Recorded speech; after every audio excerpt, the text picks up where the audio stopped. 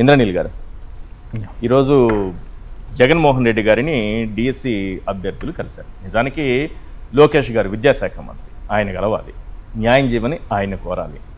కానీ వెళ్ళి జగన్మోహన్ రెడ్డి గారిని కలిశారు. వాళ్ళు ఎన్నిసార్లు ప్రయత్నం చేసినా మీరు ఎవరన్నా అడిగే అక్కడ సెక్యూరిటీ డిఎస్సి వాళ్ళైతే అసలు అనుమతే లేదు ఇక్కడ అని చెప్పి పంపించేస్తున్నారు. ఏంటి అవినీతి అక్రమాలు ఉన్నాయి కాబట్టే సమాధానం చెప్పుకోలేక కనీసం వాళ్ళకి అపాయింట్మెంట్ కూడా ఇవ్వలేకపోతున్నారా?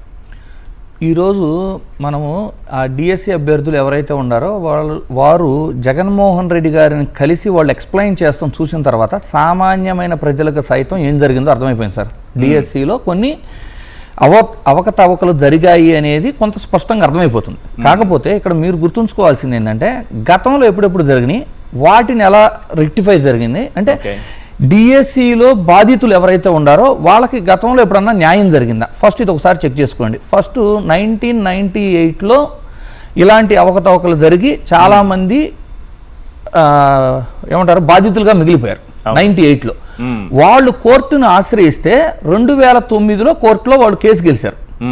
తర్వాత మళ్ళీ రాష్ట్ర ప్రభుత్వం పైకోర్టుకు వెళ్ళటం, వాళ్ళు మళ్ళీ 2011లో పైకోర్టులు కూడా ట్రిబ్యునల్ కోర్టు చెప్పిన దాన్ని మీరు తూచా తప్పకుండా ఫాలో అవ్వాలని చెప్పారు.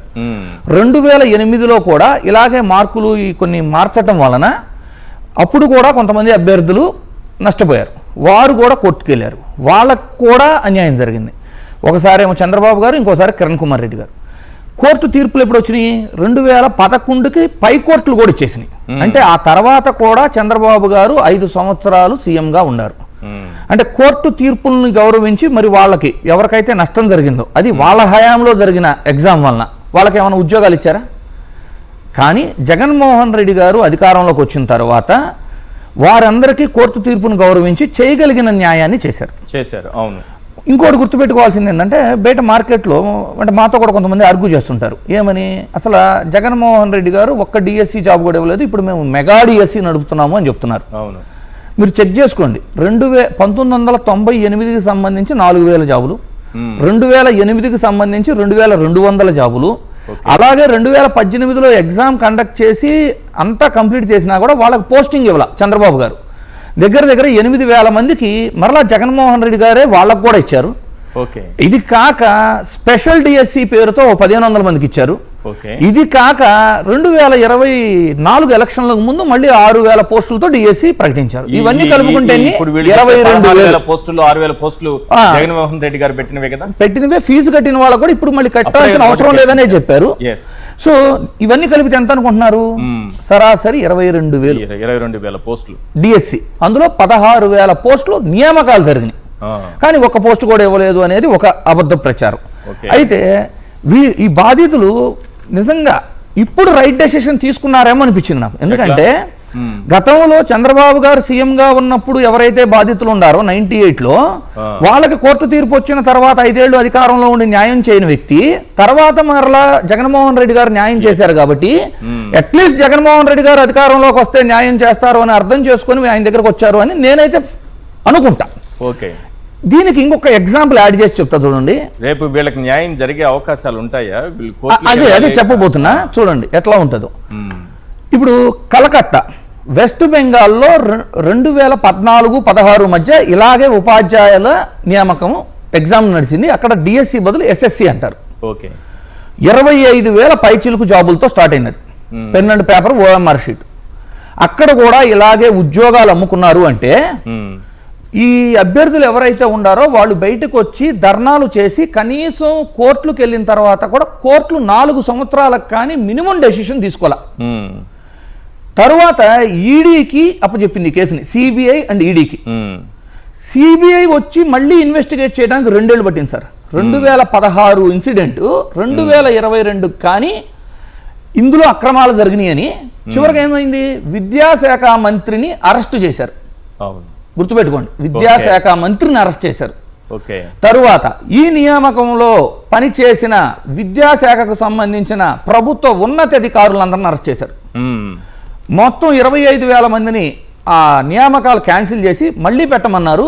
ఎవరైతే అక్రమంగా ఈ ఓఎంఆర్ షీట్లు మేనేజ్ చేసి వచ్చారో తిరిగి శాలరీ మొత్తం కట్టడంతో పాటు 12% ఇంట్రెస్ట్ కూడా కలెక్ట్ చేయమని చెప్పారు వాళ్ళ దగ్గర. అర్హులై వచ్చిన వాళ్ళని కూడా క్యాన్సిల్ చేస్తూ ఈ మరలా ఎగ్జామ్ జరిగే వరకు టెంపరీగా కంటిన్యూ అవడానికి ఇచ్చింది. కరెక్ట్. సో నాకు ఈ కేస్ స్టడీ అంతా చేసిన తర్వాత చూస్తే కలకత్తాలో జరిగిన ఇన్సిడెంట్కి ఆల్మోస్ట్ సిమిలర్గా ఇప్పుడు సిచ్యువేషన్, అంటే రాసిన అభ్యర్థుల వెర్షన్ వింటుంటే ఆల్మోస్ట్ సిమిలర్గా కనబడుతుంది. కనబడుతున్నప్పుడు నిజంగా ఇది పారదర్శకంగా అంటే ట్రాన్స్పరెన్సీతో జరుగుంటే ఇమీడియట్గా సిబిఐకి ఇవ్వచ్చు కదా. కరెక్ట్. అంటే ఇది సిబిఐకి ఇవ్వడానికి 4 ఏళ్ళు, తీర్పు రావడానికి 2-3 ఏళ్ళు, అంటే ఒక 6-7 సంవత్సరాలు. అంటే వాళ్ళకి ఏ విధంగా న్యాయం చేసినట్టు మనం. ఇంకొకటి కూడా చేయొచ్చు సార్. ఇప్పుడు స్పోర్ట్స్ కోటా కింద 421 పోస్టులు ఏదో ఇచ్చేసారంటున్నారు కదా.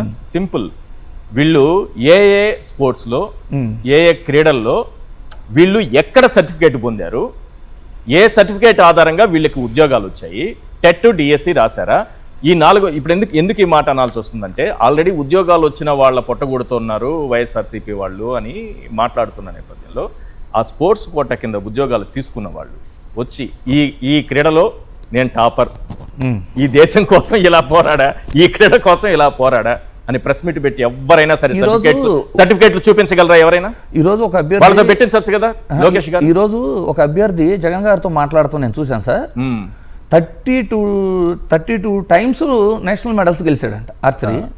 ఆయనకు రాలా, కింద వేరే అంటే బ్రోంజ్ ఈ గెలిచిన వాళ్ళకు ఉన్నాయంట సెలక్షన్. లేదు, వీళ్ళకి కూడా వచ్చి ఉంటుంది. ఏది తాడు లాగుతారు కాబట్టి ఇక్కడ ఒకటి గుర్తుపెట్టుకోండి సార్, స్పోర్ట్స్ కోటా అనేది ఒక రిజర్వేషన్ అంతేగాని చాలా మంచి పాయింట్. అది టెట్ డిఎస్సి రాయకపోయినా పర్లేదు అంటే మీరు ఒక ఎగ్జాంపుల్ చెబుతా చూడండి. అటవీ శాఖలో కూడా నియామకాలు జరిగినాయి, ఈ ప్రభుత్వంలో జరిగినాయి, గతంలో జరిగినాయి. అటవీ శాఖ అంటే ఏంటి, అక్కడ అడవుల్లో ఉన్న పెద్ద పెద్ద అంటే మన చెట్ల సంపద ఒకటి, అలాగే జంతు సంపద, ఈ రెండింటిని కాపాడటం. అంటే జంతువులని చెట్లని కాపాడే వాళ్ళు సైతం ఎగ్జామ్ రాసి క్వాలిఫై అవ్వాలి. రేపు భావి భారత పౌరులు అంటే పిల్లలు భవిష్యత్తు డిసైడ్ చేసే టీచర్లకు మాత్రం ఏమీ అవసరం లేకుండా, క్వాలిఫికేషన్ ఏమీ లేకుండా మీరు నియామకాలు ఇవ్వటం ఎంతవరకు సమంజసం? ఇంకొకటి కూడా సార్, ఇంకొక పాయింట్ చెబుతుందండి. జగన్మోహన్ రెడ్డి గారి హయాంలో సచివాలయం ఎగ్జామ్స్ జరిగినాయి. సరాసరి 19 లక్షల పైచిలుకు మొదటి విడత, తర్వాత ఒక 8 లక్షల మంది సెకండ్ విడతలో రాశారు. 27 లక్షల మంది ఎగ్జామ్ రాస్తే వైఎస్ఆర్సిపి అంటే నాయకులు అంటే ఇంట్లో జడ్పీటీసీ ఎంపీటీసీ ఉండి ఎమ్మెల్యే రికమెండ్ చేసినా ఉద్యోగం రాలేదు అని బాధపడుతూ ఫేస్బుక్లో పోస్టులు పెట్టి కొక్కోలాలు చూశాను. అంటే అది ఏంటి ప్రూఫ్? అంత ట్రాన్స్పరెన్సీతో జరిగింది ఎగ్జాము అనేది. ఇన్ని లక్షల మంది ఎగ్జామ్ జరిగితే అంత స్మూత్గా చేశారు. ఇక్కడ ఎంతమంది సార్ రాసింది? 3,72,000 మంది ఎంతో. అవును. ఇది డిఎస్సి అంటే డిస్ట్రిక్ట్ సెలక్షన్ కమిటీ, అంటే డిస్ట్రిక్ట్ వైడ్ చేయాల్సింది. అంటే దీని యావరేజ్ తీసుకుంటే ఒక జిల్లాకి 11,000 మంది రాసినట్టు. అంటే ఒక జిల్లాకి 11,000 మందికి ఎట్ ఏ టైం ఎగ్జామ్ పెట్టకుండా మీరు కంప్యూటర్ బేస్డ్ టెస్ట్ అని కొత్త విధానం తెచ్చి మళ్ళీ దాన్ని నార్మలైజేషన్ అని వాడుతున్నారు. ఇప్పుడు నీట్లో కూడా ప్రశ్నాపత్రం లీక్ అవ్వకూడదు అని ఇలాగే కంప్యూటర్ బేస్డ్ టెస్ట్ రన్ చేయాలి అని మొన్న పిటిషన్స్ వేస్తే సుప్రీంకోర్టు ఏమంది, అందరికీ ఈక్వల్ అవకాశం ఉండాలి అంటే కంప్యూటర్ బేస్డ్ టెస్ట్ కరెక్ట్ కాదు, పెన్ అండ్ పేపర్ OMR తోనే రన్ చేయమని ఇప్పుడు కూడా లేటెస్ట్ గా తీర్పిచ్చింది. అంటే మన విధానాలు తప్పున్నట్టే కదా. రైట్.